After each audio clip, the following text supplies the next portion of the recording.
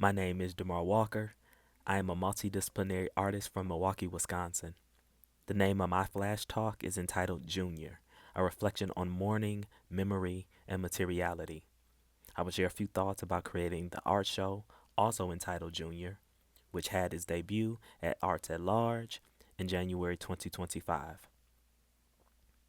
For the show, I incorporated photography, film, dance, spoken word, and costume design into a story arc inspired by my family's lineage.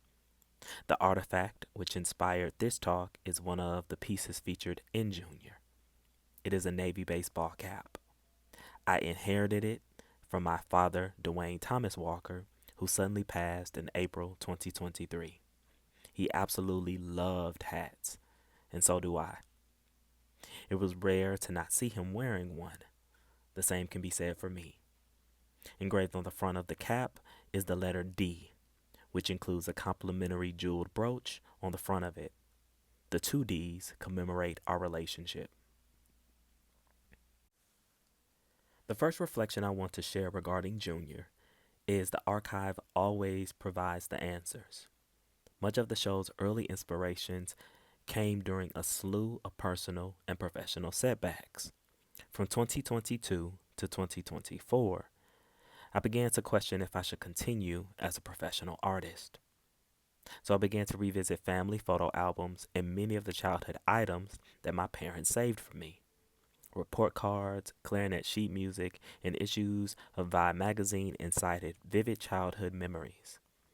I can still hear my father's deep tenor voice throughout the house as he calmly affirmed me as Junior. What's ironic is I grew up around a lot of juniors, my first cousins and uncles. Despite not being my father's junior, I began to recognize how similar our creative expressions connected us. Our embodiedness, our love of music, loud hand claps, smooth harmonies while hitting a mean two-step to the latest R&B music. Luther Vandross was my father's favorite. Our thoughtfulness, the handwritten notes we both created for Mama, the poem I wrote and framed for him, Father's Day 1999. This is what I inherited from my father. As I cite these memories and materials, I pose the following question. What are the ways in which his influence will shape the next phase of my artistic journey post-Junior? The second reflection I want to share about Junior is the desire for an interdependence that honors the complexities of my lived experiences. Often my father would say, "Ain't nothing like having your own Junior." The immense pressure as a black man to make something of myself was constantly reinforced by my father. I internalized this belief as I set out to create a successful life, but it distanced me from the connections I craved. My father was heralded as a high school basketball star, charismatic crooner, and stoic family man. He's always seemed sort of mythical in those forms. Yet, as I stepped into my manhood, I didn't really know him. His aspirations, his insecurities, his willingness to be seen. Sometimes I wonder if he preferred it that way.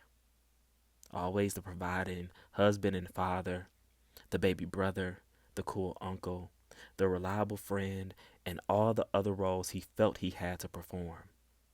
But did anyone truly know Dwayne?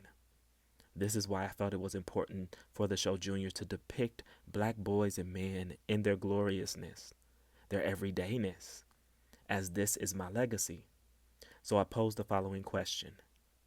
How can the representations in Junior encourage healthier practices for black male kinship?